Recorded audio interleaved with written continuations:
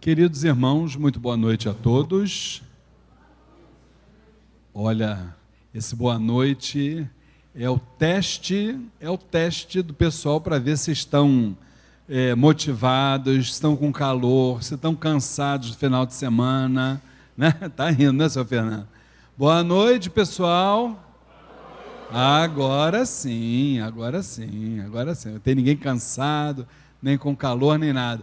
Falar em calor, Newton, liga esse ventilador, querido, que está aí, ó, no fundo aí, ó, por gentileza. Meus irmãos, sejam bem-vindos ao Templo Estrela do Oriente, a casa da Cabocla Jurema da Praia, que a luz do universo possa estar em nossos corações.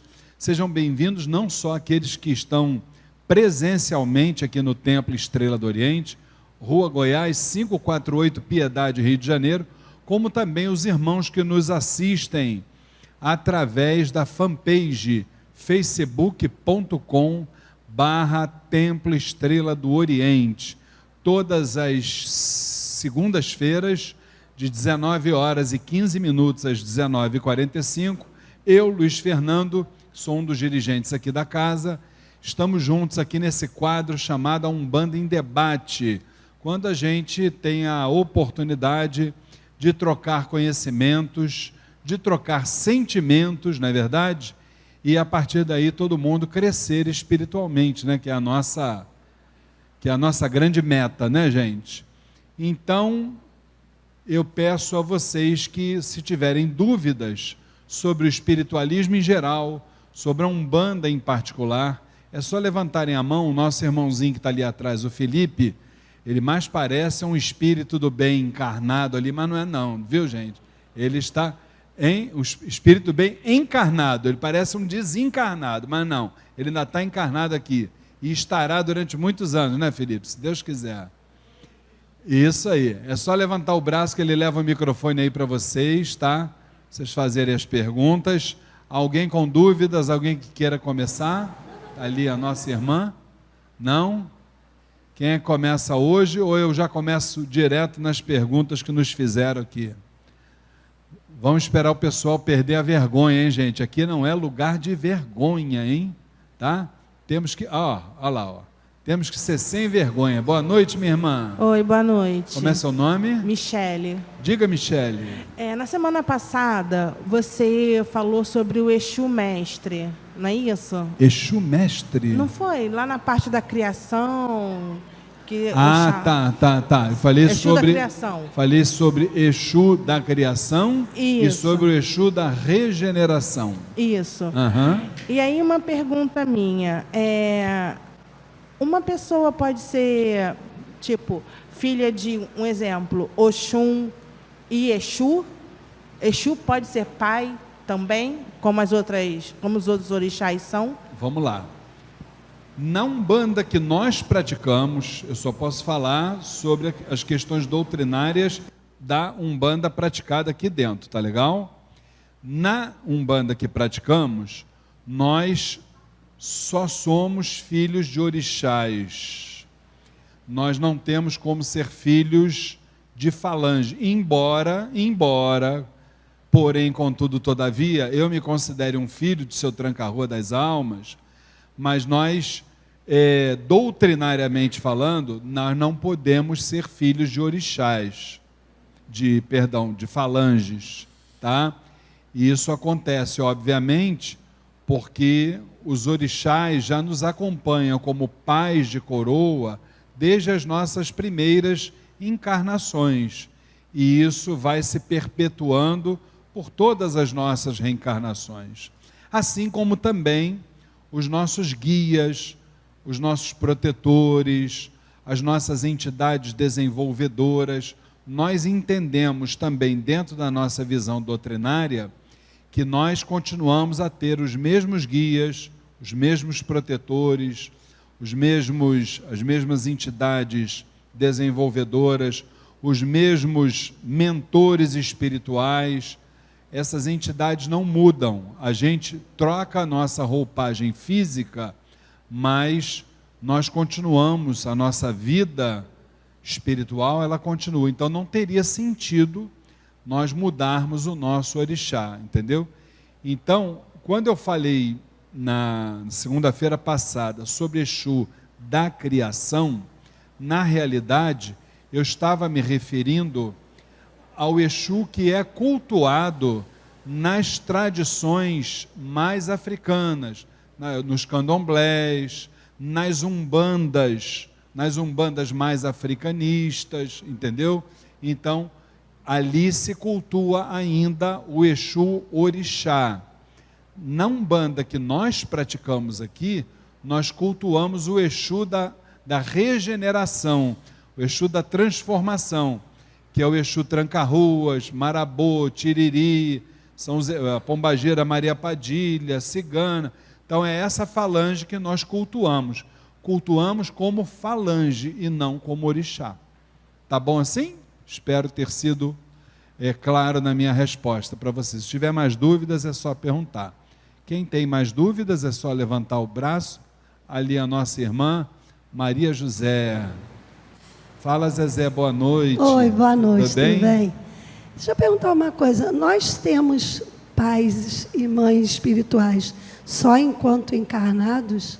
Não. Quando desencarnamos, os mesmos pais continuam? Exatamente o que eu acabei de responder. A nossa vida, ela continua. Não importa se nós estamos encarnados ou desencarnados, a nossa vida continua. Então, os nossos pais de coroa, tanto o orixá masculino quanto o orixá feminino, eles permanecem. Isso eu gosto sempre de fundamentar porque a gente fala sobre isso. Eu não vou detalhar, porque a gente tem pouco tempo, mas quem quiser saber mais detalhes, porque nós consideramos, porque nós temos essa visão doutrinária, eu vou recomendar a obra O Caibalion, tá? Essa obra ela traz os princípios herméticos, né, de Hermes Trismegisto, que teria vivido 2.500 anos antes de Cristo no Egito Antigo, e nesta obra nós temos ali uns princípios herméticos, é o princípio de gênero. No princípio de gênero fala que toda vibração, e aí vamos considerar os espíritos também, elas quando saem do plano reencarnatório, que é o plano que nós estamos, a gente hoje está encarnado, amanhã a gente desencarna, depois reencarna e depois desencarna. Então nós estamos vivendo o plano reencarnatório. O dia que nós saímos dessa egrégora espiritual, que atingirmos o plano do puro espírito, nós vamos voltar para a nossa condição magnética, condição de origem.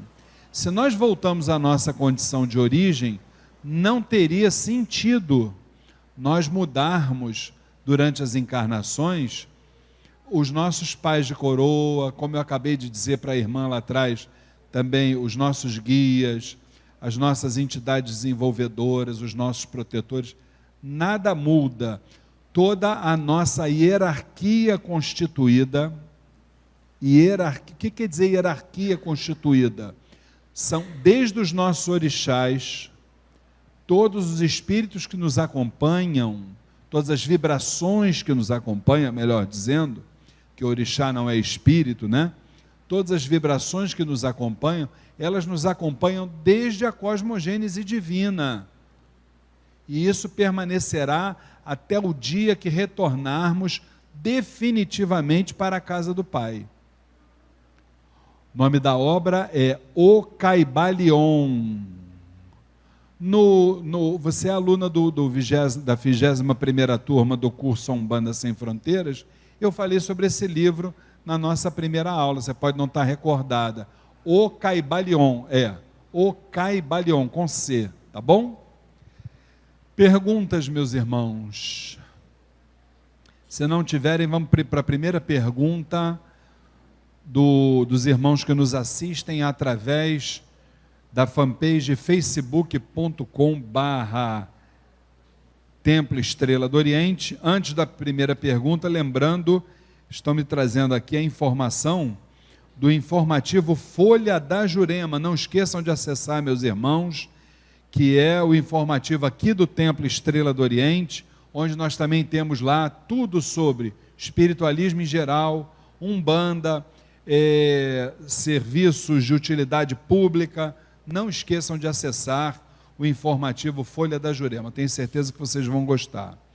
Mas temos uma pergunta aqui do nosso irmão Francisco Eugênio, ele diz que é do bairro do Meier, e ele nos pergunta o seguinte: o que é magia negra? Mole não, hein? Francisco, meu irmão, eu vou te dar, na verdade, duas respostas, tá? Uma minha e outra da espiritualidade. A minha, eu digo o seguinte: magia negra seria, em tese, tá? Por que em tese? Porque a minha é tese, da espiritualidade é fundamento. Então, vamos entender isso. Em tese, magia negra seriam laços energéticos antinaturais estabelecidos por nós e por outrem, né? Por intermédio das milhares de vidas que a gente viveu, tá? Que na verdade nós não somos isso que está aqui, né? Nós somos o quê? Espíritos, não é assim? Então, durante as nossas milhares de encarnações, nós estabelecemos laços energéticos naturais e laços energéticos antinaturais. Os antinaturais, sempre motivados, não existe outro motivo, tá? Sempre motivados pelo nosso maior desafio, que é o relacionamento humano. Então, é a briga de vizinho, é aquele rapaz ali que fecha a gente no trânsito, a gente sai para agredir o rapaz. Então, né? É a sogra que a gente não gosta e por aí vai, né? Então são os laços energéticos antinaturais que a gente absorve. Aí o que acontece? Se a gente tivesse em mente tirar essas questões que envolvem, né, as nossas muitas vidas, tirar essas questões de dentro de nós, isso aí não haveria problema nenhum. O problema é que a gente fica ligado nisso e encarna, desencarna, leva esses problemas para o túmulo, verdade é essa, depois perdeu uma encarnação para resolver os seus problemas, né? Aí leva aquilo para outras vidas, então você vai, com certeza absoluta, se amontoando desses laços energéticos. Isso depois para desfazer as entidades que o digam como é que é difícil, né? Porque depende de nós, não depende só deles. Bom, isso é a minha visão, é a minha tese. Agora, o fundamento, que é o que a espiritualidade diz, eles dizem o seguinte: a magia não é branca e nem negra. A magia é simplesmente a magia. A mente doentia humana é que a torna branca ou negra. Então, eles terminam dizendo o seguinte, que o mal, sem consciências atuantes, ele simplesmente não existe. Deu para vocês entenderem? Está dizendo o que com isso, a espiritualidade? Que, embora o fulano, o ciclano, o beltrano possa ter tido a iniciativa de, vamos falar o jargão popular, né, para a gente poder entender, de fazer uma macumba contra você, que tem gente que é o seguinte, né, gente? Saiu de casa, encontrou um charuto na porta de casa, pelo amor de Deus, o mundo acaba. No dia seguinte, está aqui dentro do terreiro, seu Luiz, dona Flávia, Exu, Caboclo, fizeram uma macumba para mim, minha vida não anda, blá, blá, blá, blá, blá, blá, blá, blá. Aí, essa macumba vai funcionar, segundo a espiritualidade. Por quê? Porque você está ligado naquilo ali. Agora, se você é uma pessoa que cumpre os propósitos da espiritualidade maior, que você não está preocupado com o que acham de você. Está entendendo, gente? A gente tem poucas necessidades dentro de nós. Não tem problema nenhum. Não tem problema nenhum. Agora, se a gente continuar ligado lá ao fulano, ciclano, beltrano, realmente aí pega. E esse é que é o grande problema. Por isso que a espiritualidade diz, o mal sem consciências atuantes, ele simplesmente não existe. Não tem aquele ditado que a gente diz desde pequeno, quando um não quer, dois não brigam? Não tem isso? A gente não escutou desde pequenininho? Quando um não quer, dois não brigam. Então, se você não quer, deixa ele fazer a macumba que ele quiser lá. O problema é dele com a parte espiritual. Deixa fazer, gente. Quem planta vento vai colher o quê? Né? Eu falo muito até da forma como meu pai espiritual falava. Se quiser levar meu cabelo, até pode, só não vai levar muito que já caiu quase tudo, entendeu? Vai ficar esquentando cabeça para isso, não vai nem sair de casa, pelo amor de Deus. Para com isso. Tá bom, meu irmão Francisco Eugênio? É por aí. Minha opinião é uma, da espiritualidade é outra. Pergunta, gente, só levantar a mão. Olha lá, o meu querido irmão Felipe. Boa noite, minha irmã. Boa Seu noite. nome? Meu nome é Ana. Ana, diga Ana. Então, a primeira vez que eu estou vindo na casa. Sim. E aconteceu um relato na minha vida, há um tempo atrás, que eu desconhecia, até por desconhecer até a doutrina da religião. Certo. O meu filho ficou muito doente. Sim. E ele parou de comer. E os médicos achavam que ele estava com muita depressão. Ele só tinha 9 anos. Certo. Ia completar 10 anos. Certo. E a minha irmã morava no Rio Grande do Sul. A minha irmã não é a minha irmã de sangue, é minha irmã, mas é de criação. E no momento que meu filho falou com ela estava para vir em janeiro. Em dezembro ele falou com ela pelo telefone e falou: Dinda, porque ela é madrinha dele, eu não vou conseguir estar vivo para você me ver em janeiro, porque eu já vou estar morto, porque eles querem me matar. Eu frequento a igreja católica e dentro da igreja o meu filho não ficava. Ele chorava e queria sair de qualquer jeito. A minha irmã lá do Rio Grande do Sul, a sogra dela, ela frequenta um centro. E eu não fiz nada, ela que fez, né? Para poder, fizeram um trabalho, assim foi dito. Eu não tenho essa propriedade para dizer para o senhor o que foi feito ou o que deixou de ser feito. Certo. E fizeram na época, eu estava casada, para destruir a minha vida com o meu marido. Certo. E num abraço do meu marido, eu estou relatando para o senhor o que foi passado para mim. Perfeito. Passou para o meu filho de 9 anos e ele não tinha defesa nenhuma contra isso. E na época eu me tratava no INCA. Meu filho tem plano de saúde, mas eu não conseguia psiquiatra nem psicólogo para ele. Ele parou de comer porque a garganta dele travava e ele dizia que eu queria matar ele envenenado e que ele tinha vários caroços no corpo e que a voz falava que ele ia morrer e que tinha uma voz que falava no ouvido dele que ele ia morrer. E eu perdida, recém-tratada, né? Ainda estava em tratamento. E a minha irmã de lá, por conta disso tudo, começou a atuar com uma pessoa da confiança da sogra dela aqui no Rio. E assim, meu filho começou a tomar medicamento, né? Mas depois que a minha irmã chegou em janeiro e que ela teve que fazer as coisas que foram feitas, o meu filho melhorou. E a minha pergunta, porque eu estou prestando muita atenção em tudo que o senhor está falando, o mal, ele só tem a força, é o que eu entendi, que a gente dá a ele. Mas e uma criança de 9 anos? Muito bem.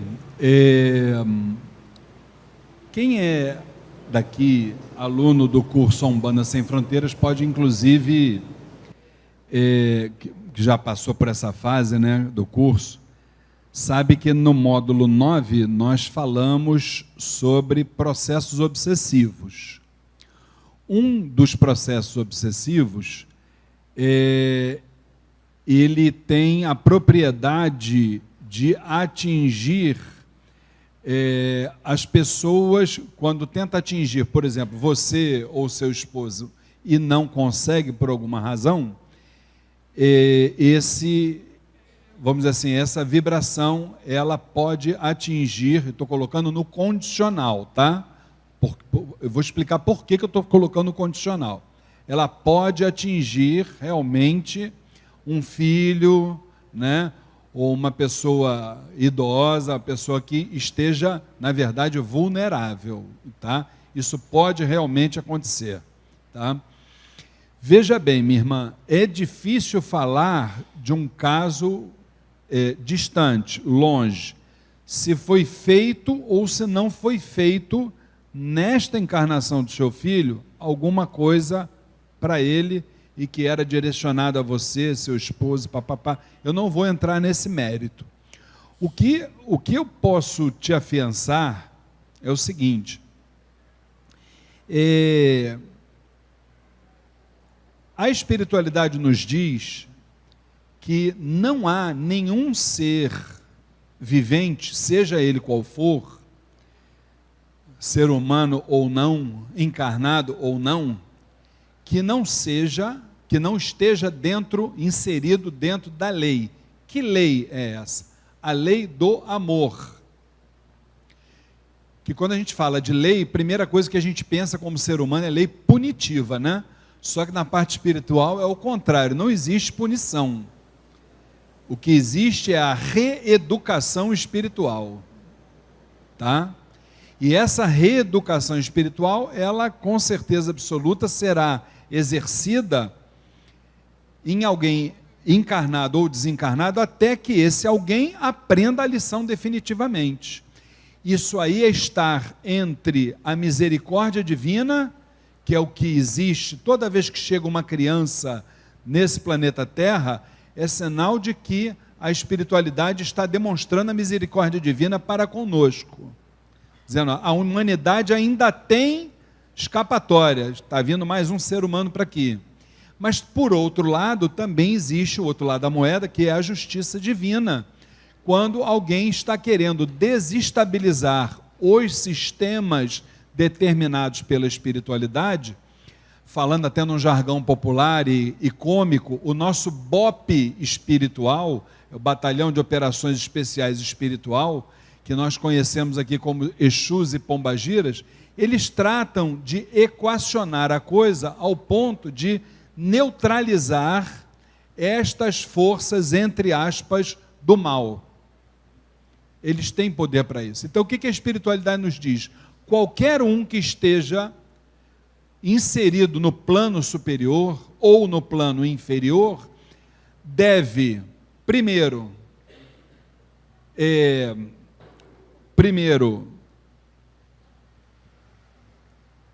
gratidão a Deus por tudo. Isso não é obrigatório, pelo menos num primeiro momento, mas a segunda questão não é querer ou não querer, tem que ser feito, que é exatamente a submissão. Qualquer forma vivente é submissa à luz maior, seja ela qual for.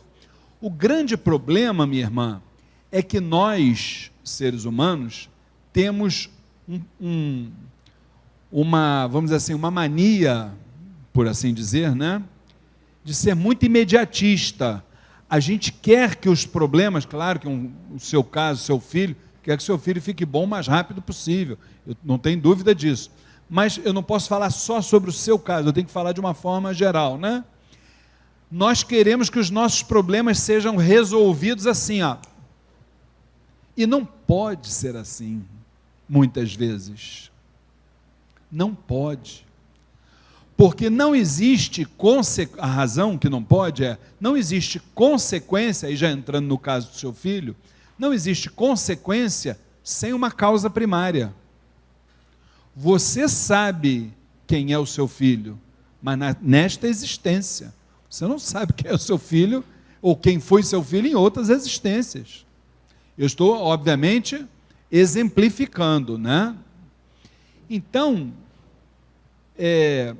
acho que independente de qualquer coisa, se foi feito magia, se não foi feito magia, neste momento é o que menos importa. O que importa é que, mais uma vez, nós tivemos, e você teve esse exemplo, essa lição, o mal vai ter sempre pernas curtas. Tanto é verdade que a própria espiritualidade falou, o mal sem consciências atuantes, ele simplesmente não existe.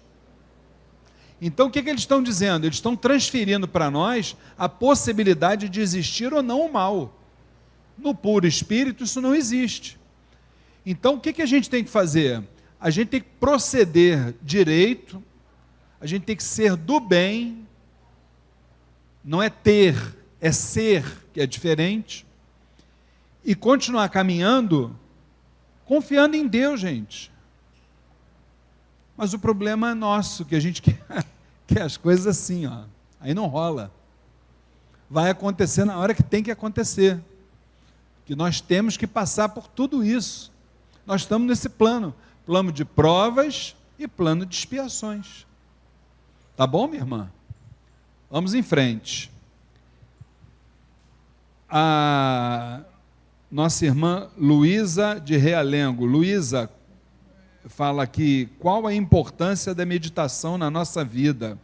Luísa, só para você ter uma noção, eu escuto muito a rádio CBN e uma vez eu vi um médico, nunca mais me esqueço disso, um médico cardiologista dizendo que os pacientes dele que meditam, ele retira a medicação para pressão arterial. Achei aquilo fantástico. Não precisa dizer que, com certeza, esse médico deve ser do nosso babado, né? No mínimo, né? Mas, com certeza, né? Mas a meditação é tudo, filha. A meditação é tudo. A meditação, só para você ter uma noção, no Oriente, as crianças, antes de entrar na sala de aula, têm que meditar. Mas já meditar em casa também, porque os pais já orientaram dessa forma. Entendeu? A meditação lá é o alimento do espírito. Nós aqui só cuidamos do alimento do corpo físico. Então a meditação é o alimento do espírito. A partir do momento que a gente medita, a gente olha para dentro de si, a gente começa a se conhecer, a gente começa a entender uma série de coisas que estão acontecendo ao nosso redor. É maravilhoso, tá? Espero que você esteja nos assistindo, Luísa. Outra pergunta da Lúcia Maria, do bairro do Caxambi. Quando posso saber que estou pronta para os trabalhos espirituais? Pergunta difícil, minha irmã Lúcia. Espero que você esteja nos assistindo. Olha, não sei qual é a sua relação com a parte espiritual, não sei se você já teve alguma forma de estudo, entendeu? Mas o que a gente recomenda é que a pessoa que vai para um trabalho espiritual, que a pessoa estude, vai estudar. Porque assim como a gente precisa, o médico, para ser médico, precisa de estudo, o engenheiro precisa, o professor precisa, para ser médium também precisa de estudo. E aquele que não estudar, já ele vai estar enferrujado aí, porque já diz a espiritualidade que ferramenta sem uso, a ferrugem bate, entendeu?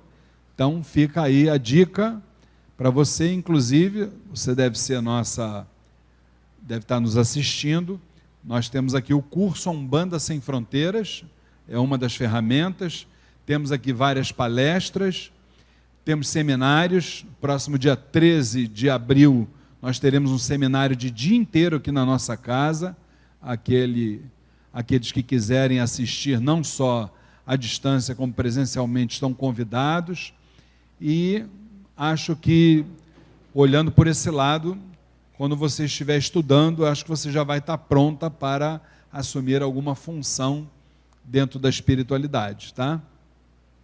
Temos só um minutinho e tem uma outra irmã aqui que eu não vi o nome dela, mas se estiver nos assistindo, o nome não apareceu. Sou frequentadora e reparo que os médiuns... Sou frequentadora do Templo Estrela do Oriente e reparo que os médiuns, ao chegarem, fazem algumas saudações. O que elas significam? Significam, minha irmã, respeito, reverência, uma série de situações. Dentro de um terreiro de Umbanda, nós temos vários pontos de força que representam nossos guias, representam nossos orixás, representam toda a nossa ancestralidade, tá certo? E, obviamente, cada médium sabe exatamente quais são os locais que precisam ser saudados e ou reverenciados. Isso é, obviamente, uma forma de saudação a essas forças. E da mesma forma que quando a gente vai, por exemplo, na casa de um vizinho, na casa de um amigo, vamos dizer assim, a boa educação determina que a gente peça licença ao entrar numa casa, da mesma forma, quando a gente entra numa casa de axé, a gente também deve pedir licença, tá bom? Espero ter respondido a sua pergunta. Fechou? Fechou. Então, estamos em cima da nossa hora. Na próxima segunda-feira, 19h15, nós teremos novamente a Umbanda em Debate. E eu queria lembrar aqueles que estão nos assistindo pelo facebook.com/Templo Estrela do Oriente, aqueles que quiserem aprender um pouquinho mais sobre a Umbanda, nós estamos ainda com o curso Umbanda Sem Fronteiras na sua 21ª turma, no modo à distância. Você ainda pode participar caso queira. Para tanto, basta acessar o site do curso, que ainda é um site velhinho, ainda é um Fusquinha 69, mas a gente vai um dia botar esse site de Fusquinha 69, vamos fazer uma Mercedes dele, tá? Mas o site é www.aumbandasemfronteiras.com. Acessa lá, você pode assistir às aulas passadas, porque elas estão gravadas, não há problema nenhum, tá legal? Só presencialmente é que não pode, só a partir de julho, quando nós começarmos a nova turma, que será a 22ª turma do curso Umbanda Sem Fronteiras, mas o à distância está liberado, tá bom? Aqueles que quiserem. O nosso abraço, o nosso axé, até a próxima segunda-feira, às 19h15, aqui no Templo Estrela do Oriente, com o nosso quadro A Umbanda em Debate. Fiquem com Deus.